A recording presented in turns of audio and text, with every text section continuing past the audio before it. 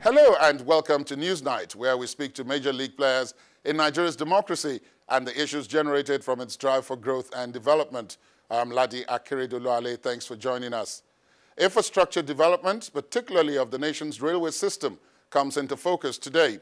We also raise viability issues as well as loans used to build this and other infrastructure and the vexed issue of restructuring. My guest is the Minister for Transport, former Governor of Rivers State, Chibuike Rotimi Amaechi.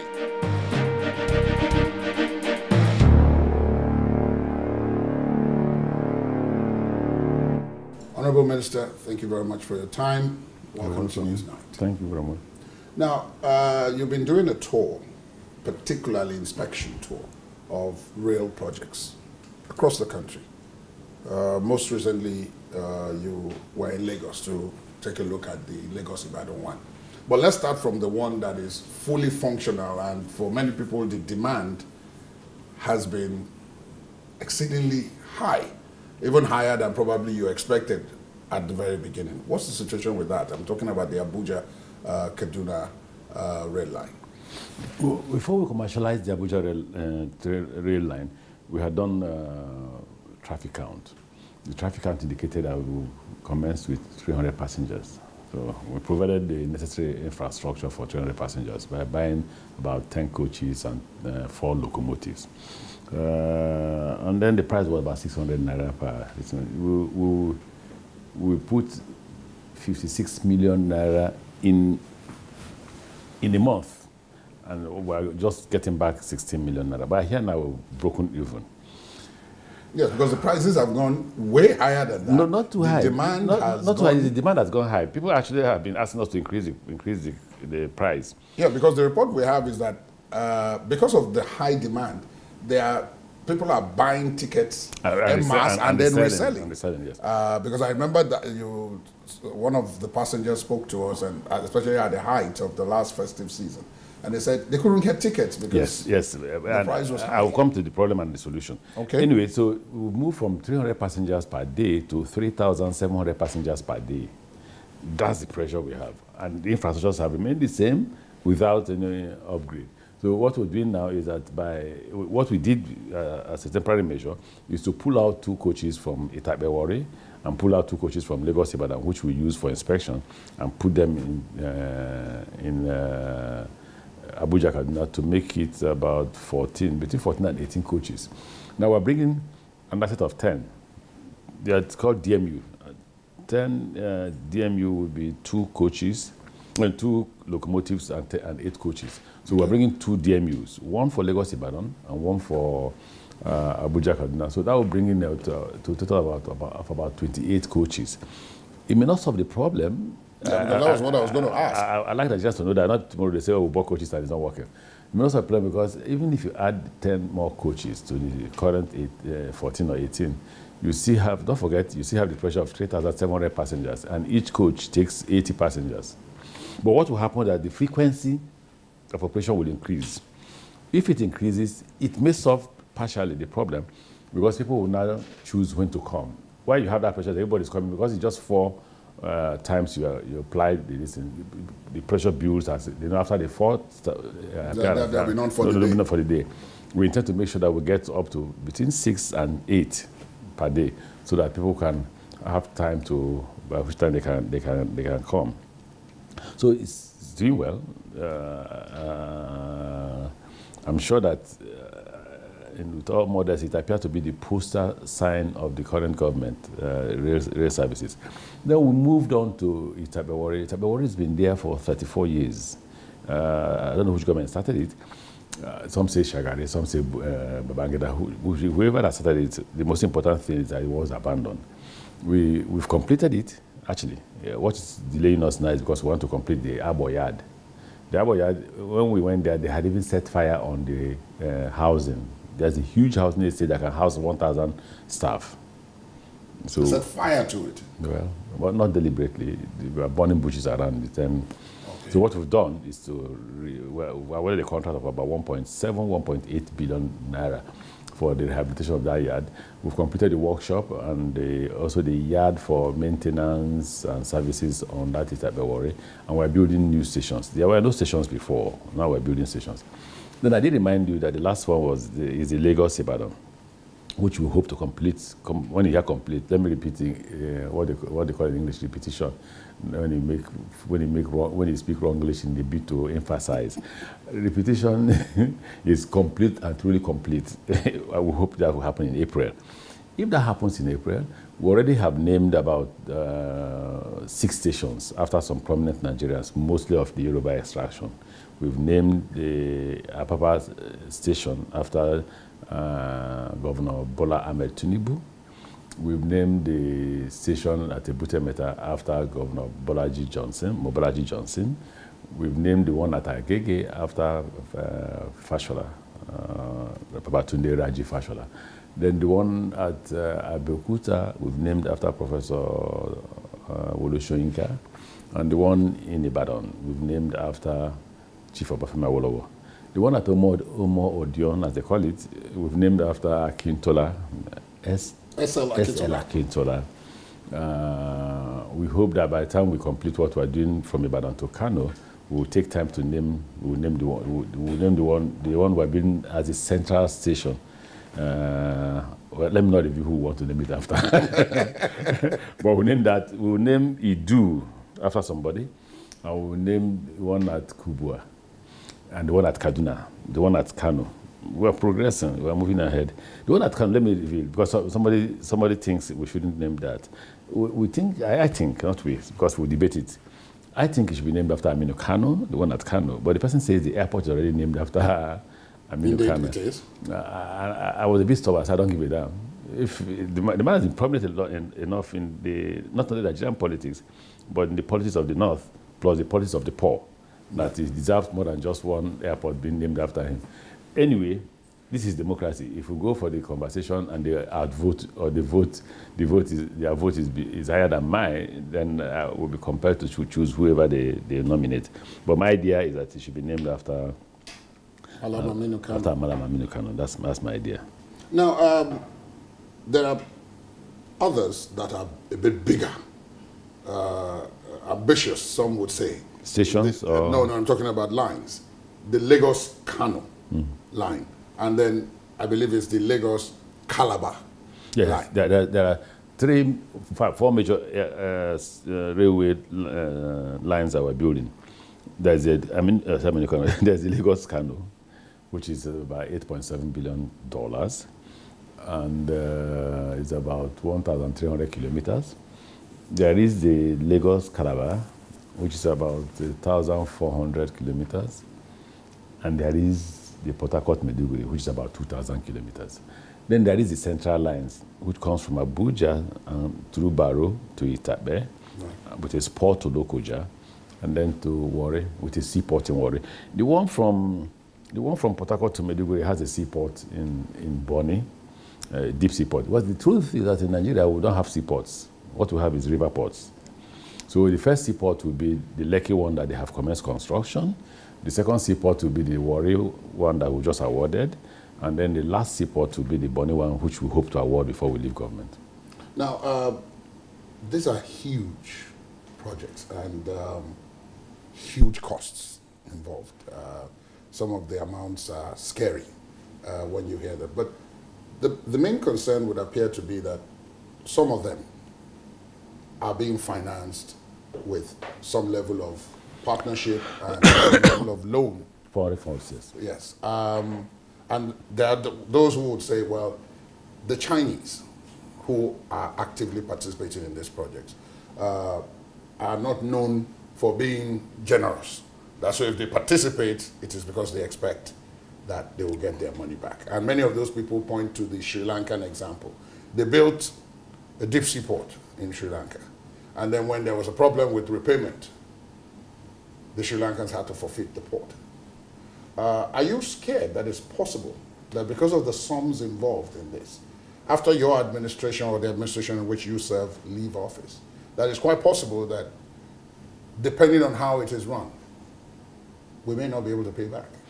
First, it depends on if the government is a very reckless government. If it's not a reckless government, Nigeria is known to pay to pay its debts. But let's take what we've done in the railway industry. What we've done is to open an escrow account. We've been directed to open an escrow account because that's what the Chinese want. Whatever operating surplus you get from Lagos Ibadan, you put into the escrow account. So with that, you generate resources to start paying back. But generally, railways don't fund themselves. It's extremely difficult for railways to fund themselves.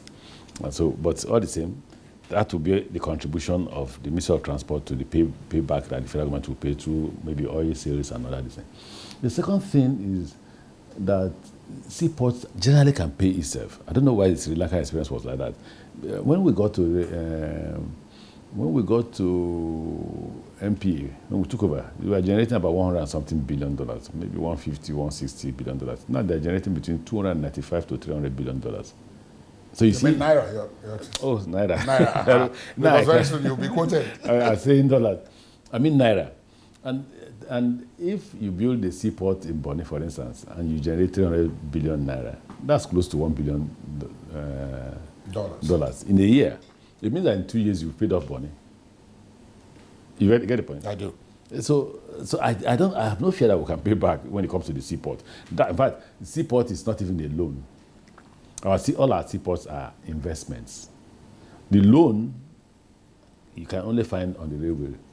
And that is what frightens me, because that one can actually generate all the necessary funds. So then in that case, the question would then be, how do we go about it in your view? Because I understand what you say when you said that all over the world, railways don't really pay themselves because they're supposed to be means of mass movement. And most of the people they are moving in mass are not the rich or the high class. You'll be limiting yourself to just passengers. Railways are not built for passengers. They're built for cargoes.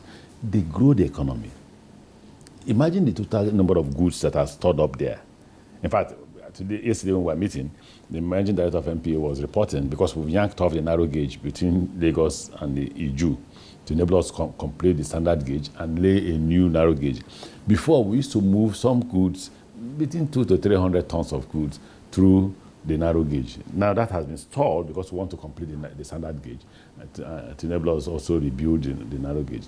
Now what the railway will do is it will clear the so-called Lagos Apapa gridlock. Because as soon as you come, we are taking the rail into the seaport. So as soon as you come, you drop your cargo on top of the rail. If nothing else, it takes you up to Ibadan. We are working, hopefully, that will commence by next year to construct Ibadan to Kano.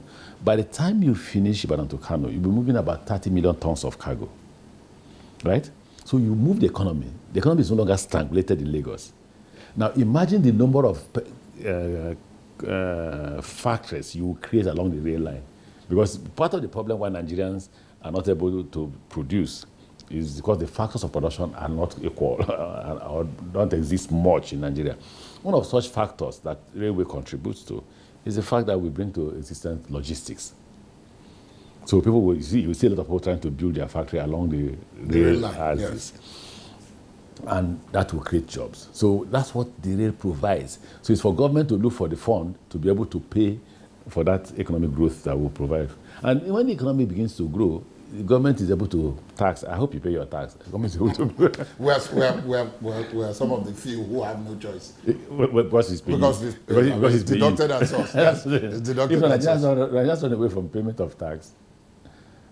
Now, when you say that, Your Excellency, it brings me back now to other things. The ports, the rail, still need to be serviced by roads. Because part of the problem is that even if people build along the lines where your ministry has put the rail lines, they will still need to evacuate some of those things from there across. Now, that brings up the question of synergy, because some people have asked, that I should ask you, that between Ministry of Transport, Ministry of Works, which is in charge of roads, and so on, that shouldn't there be some level of synergy to ensure that the prioritization you give to particular rail lines, they also give the same prioritization to roads to ensure that as you are finishing the rail lines, the roads that are supposed to be the accompanying infrastructure to those rail lines are also being built as a matter of priority so that you don't end up stuck. The fact that I got my ministry to name Agege rail station after Fashola is not because he's my friend. is because I'm convinced he's not only did well in Lagos, he's also doing well with Ministry of Works. Part of the road you talk about, when you talk about Lagos Kano, is Abuja Kano Road. It's under construction, clearly coming to an end. The Port Harcourt Enugu Road, under construction. So when we begin to construct Port Harcourt Maiduguri, that's the road you that can service it. The best form of transportation is the intermodal form of transportation, where you pick up from the water, that's the seaport, you put on the track, what's the rail, you end up, because there's no way you won't end up by road. Because the factories are not just there. Yeah, exactly. Except when they are just close to the rail, then you give them what we call a spur, a siding. Yes, that's it. So the siding straight, but they have to pay for it, not we. So they have a choice to they have a choice not to pay by going to the road and then carrying their goods from the warehouses, which will be consulted by the rail company, and then it goes off to the road. But only few companies will have sidings on the track. The rest will be on the road. So federal government is, you see, when people criticize us, I just tell people, look, it's a lot of the government to be criticized. If not, you shouldn't forget that after Gowon, very few government consulted new rules. Imagine when Gowon was head of state, 70 to 75. Most of these roads were constructed by that time. We're not even building new roads. We're rebuilding those roads that were built by Gowon because they have outlived their lifespan. Exactly. So when people criticize us, I ask the question, where were they when the previous governments were there? Why didn't the previous government do those roads?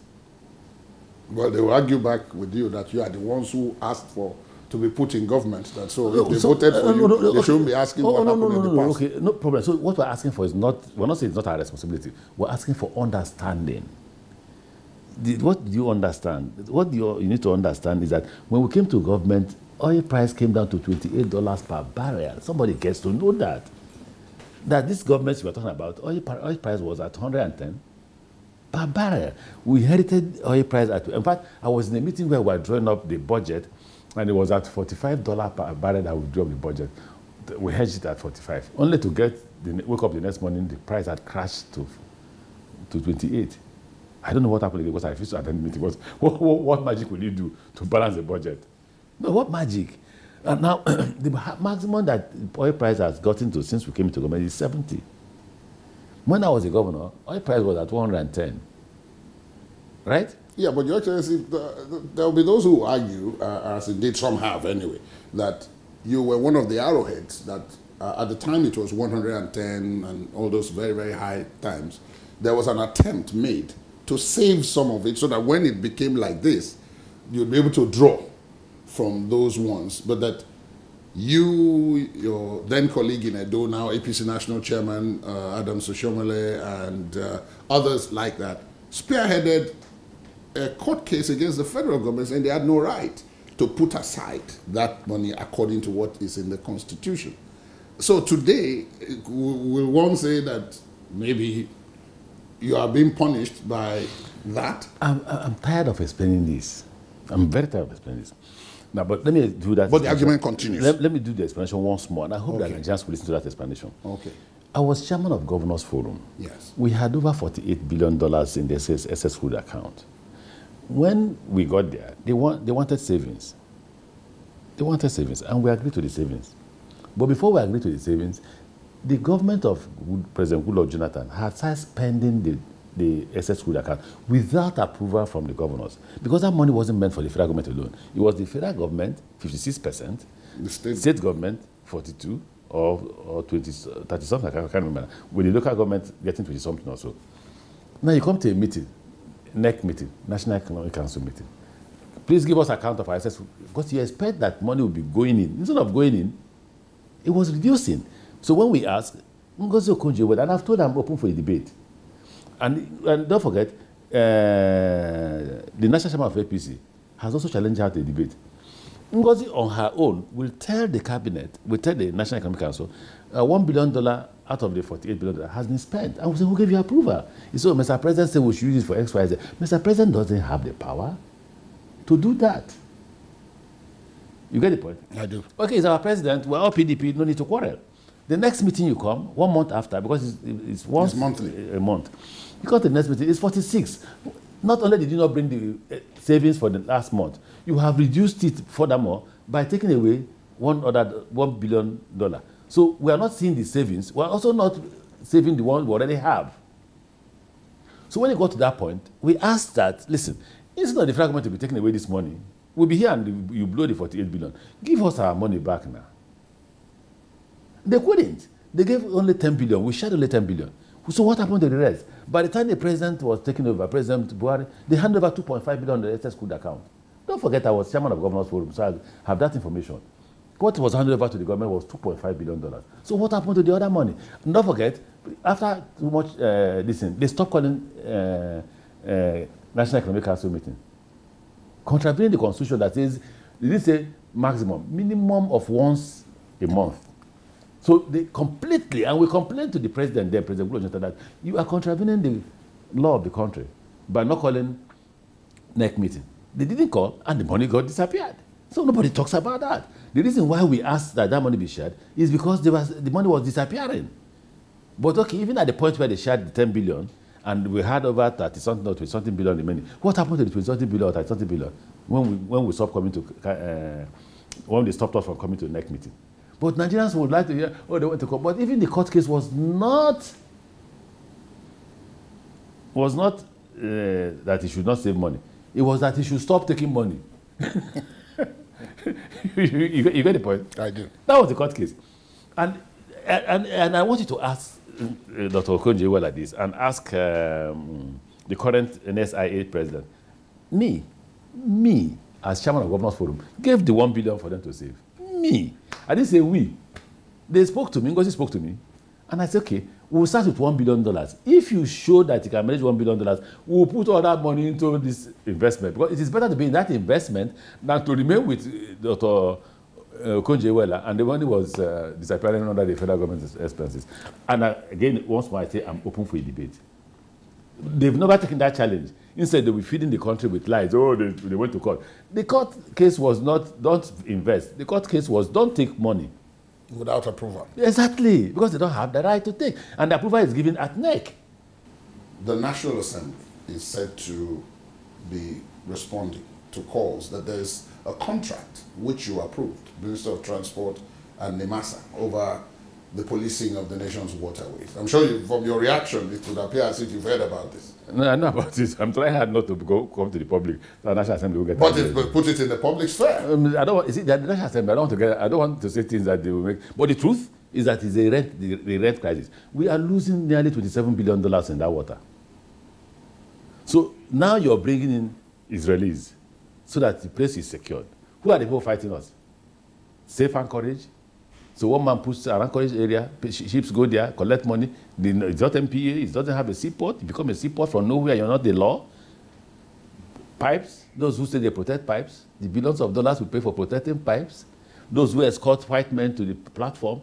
Because once you put that security in place, they don't need it anymore. So the federal government will save money. They don't want that money saved, they want it in their pocket. Now for every good you buy in Nigeria is imported, you pay what they call war insurance.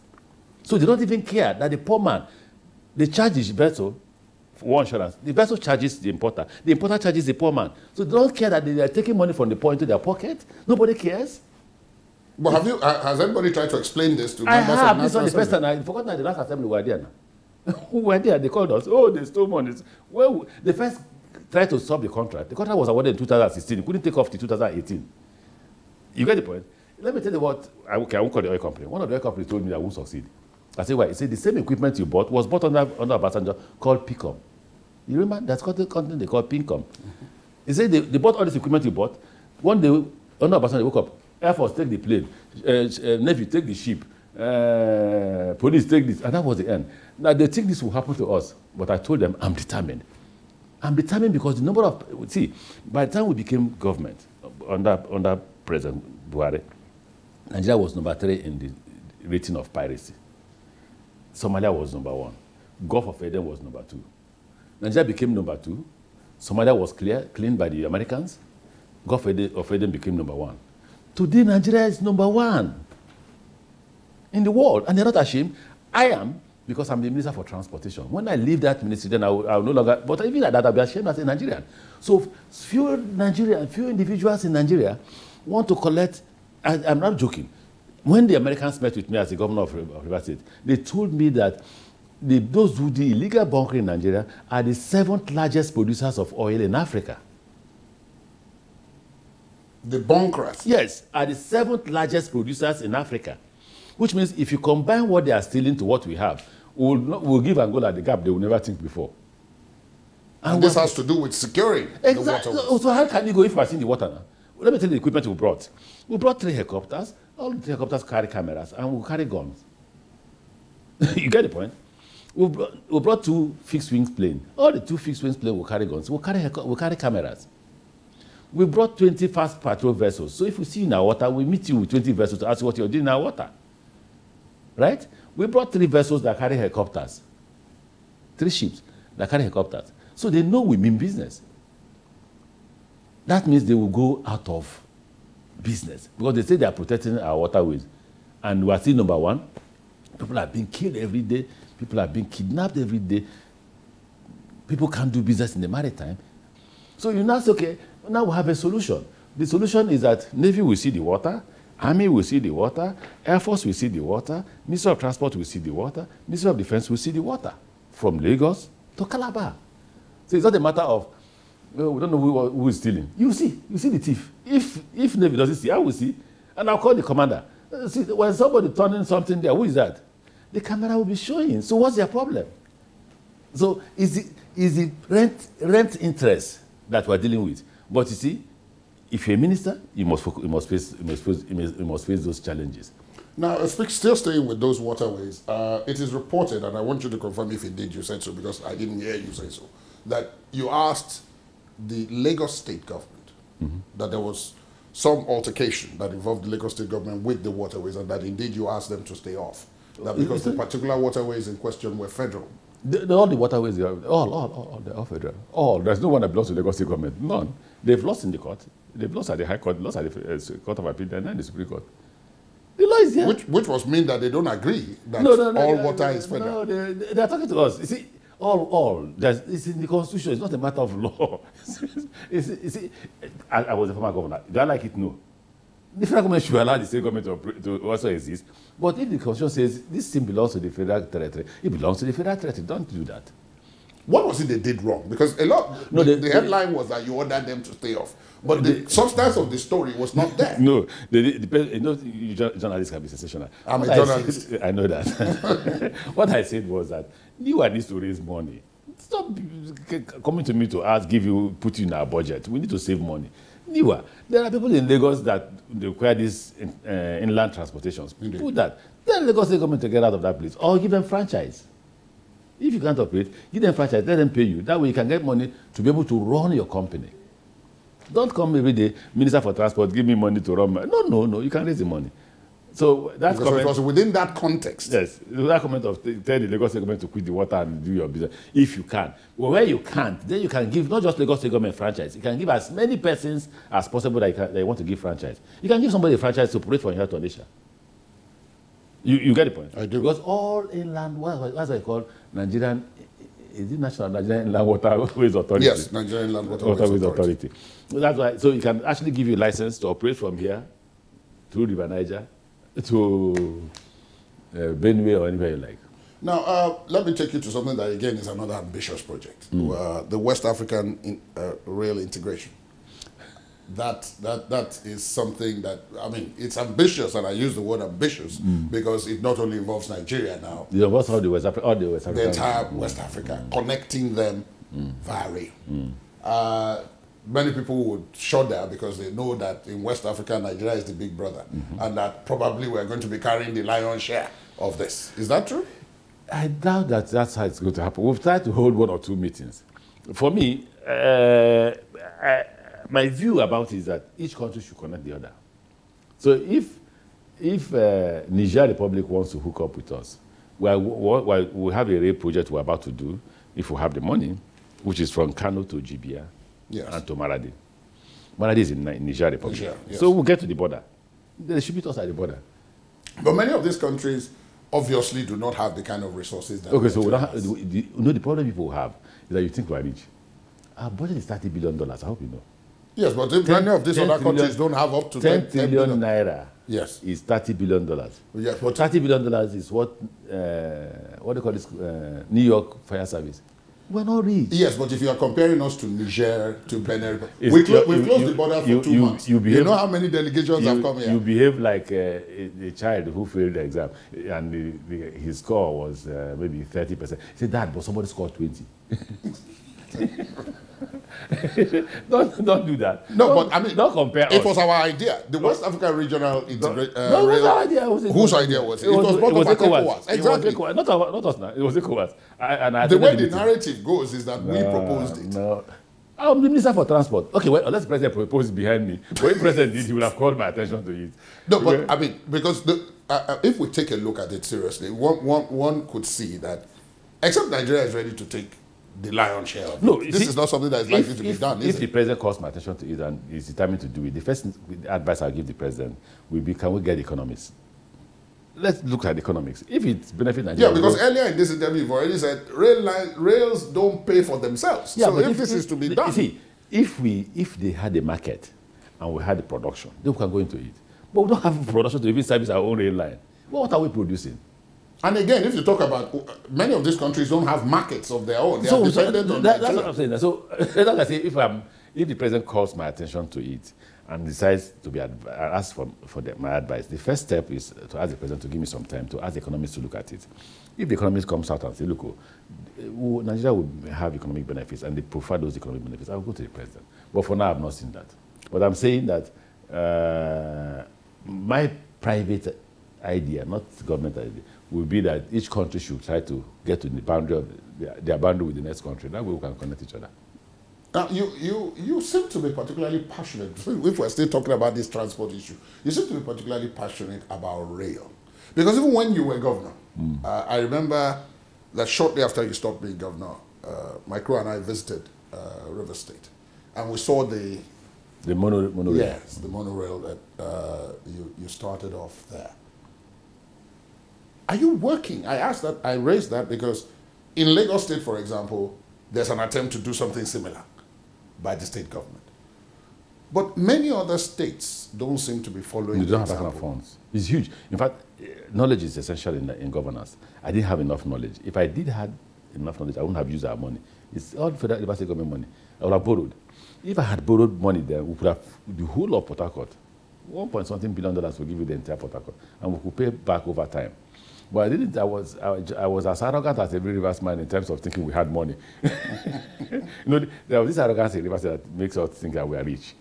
So I thought we were rich and we were able to do that. So I was in roads, I was in schools, I was in hospitals, quite a lot of things. And then I engaged in mass transportation. I didn't think it through. What do I mean by I didn't think it through?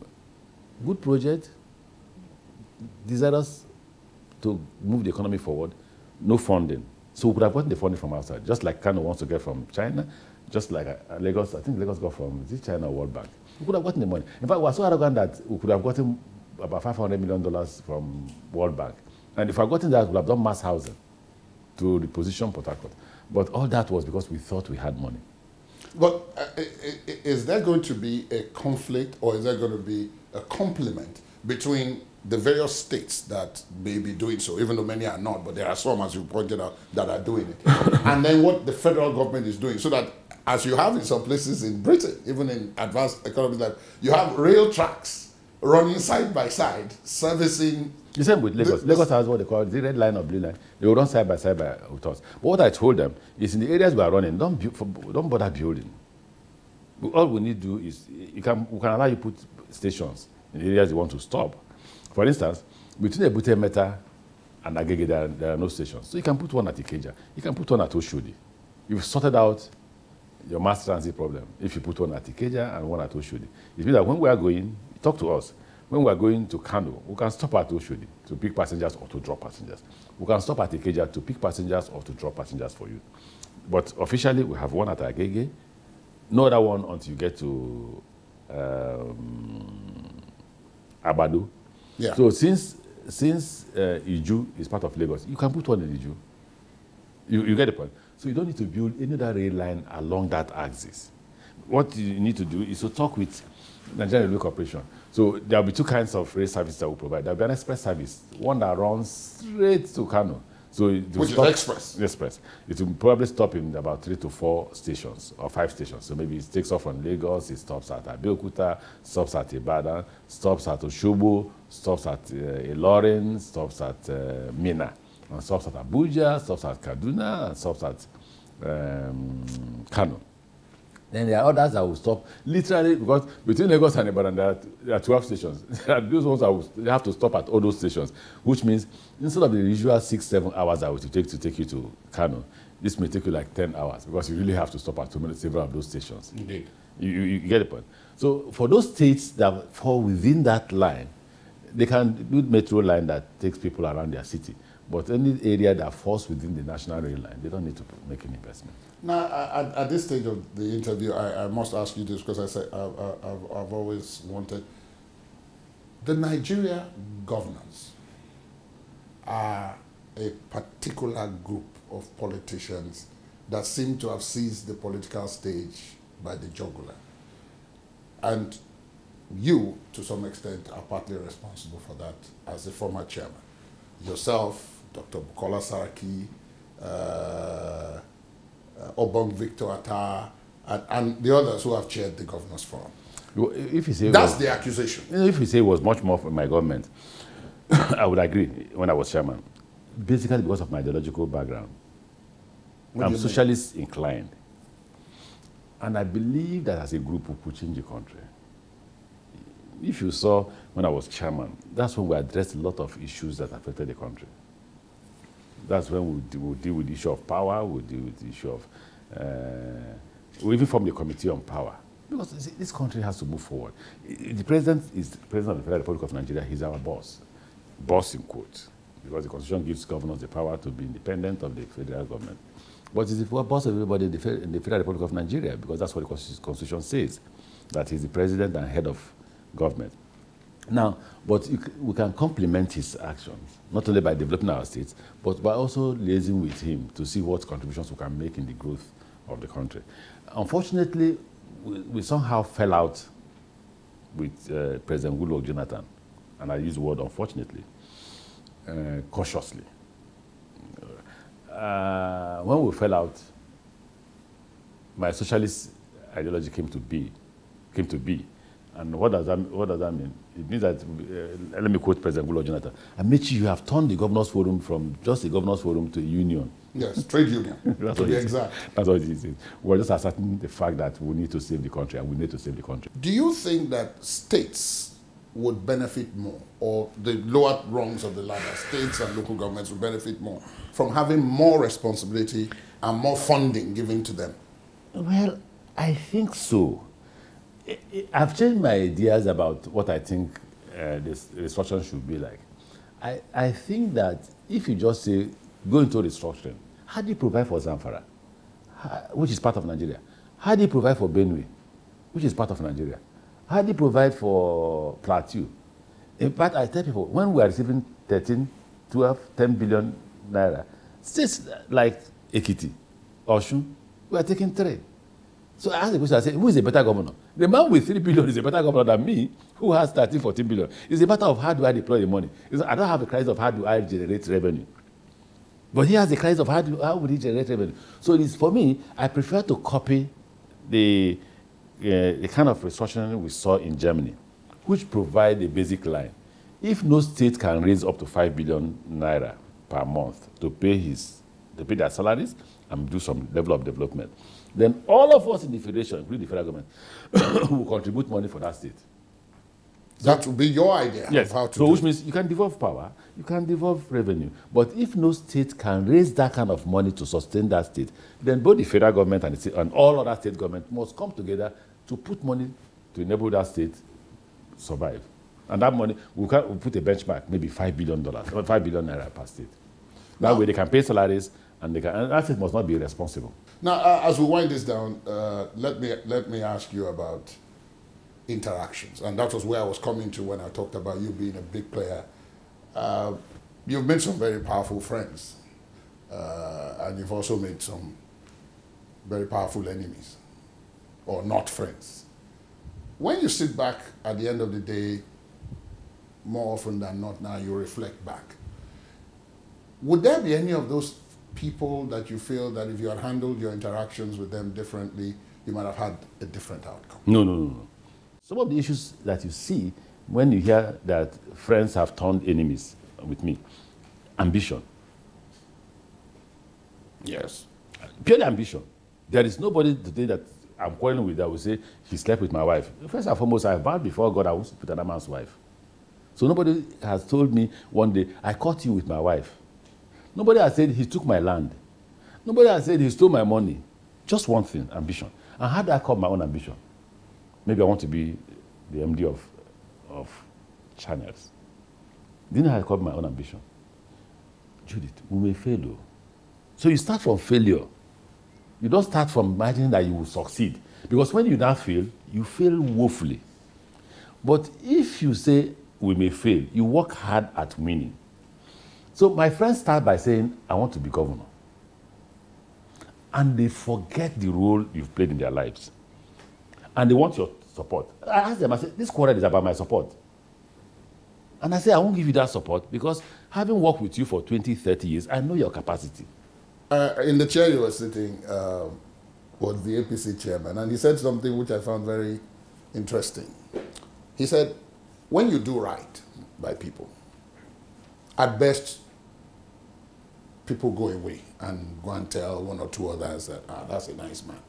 But if you do wrong, or if they perceive what you've done, or a decision you've taken as being wrong, they're the ones who hold press conferences, they're the ones who carry placards and protests and so on. And that it points to a problem of followership. That because each time you interview anybody of any note, they say the problem of Nigeria is leadership. But that leaders emerge from among the followers. That so it's a problem of followership. Do you agree? Given your own experience. No, it's much more than that. I'm one very person that says, do we really have a country? Because to have a country, you must have leaders that love the country. How many of us actually love this country? The country is an instrument or institution by which we feed our pockets. To love the country, read Lee Kuan Yew. Look at the sacrifices. It's not about you. From third to first world. Yes. It's about, I tell people, I say, when they say, what's your greatest achievement as governor of Rivers State? I say, when I stop at any airport and somebody taps me on the shoulder and says, good afternoon, sir.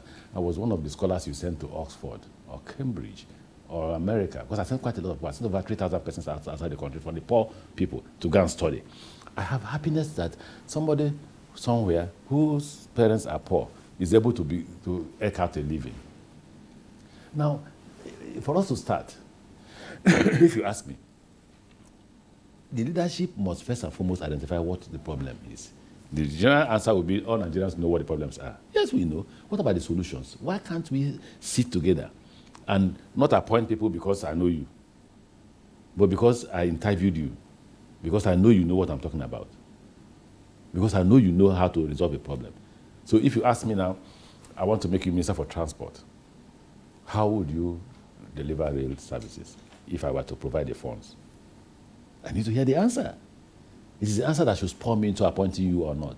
Not because, hi, how are you? You're from Rivers State. Which part? You could come and be Minister for Transport. No. That's why at the beginning, most politicians didn't like the president, because appointments were not based on political contributions. You get the point? He insisted on delivery because he wanted to leave behind a particular legacy.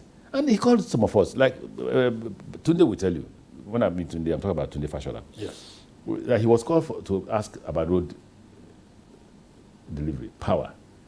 I was called to talk about, not even just transport, I was called to talk about railways. And I reassured the president that the same efforts that I put in Rivers State to deliver on, in Rivers State, there were too many things we did. There were no hospitals everywhere. We built primary healthcare centers in literally every village. We hired 400 doctors, posted 150 to the rural areas, built houses for them to stay, right? Built houses for nurses, hired nurses. There were no nurses. They said there was embargo. Built a new school of nursing. You get the point. I told the president, I said, the same energy, I never slept at night, the same energy with which I stopped crime, with which I stopped criminality, the issue of kidnapping, and the so-called, what do they call them?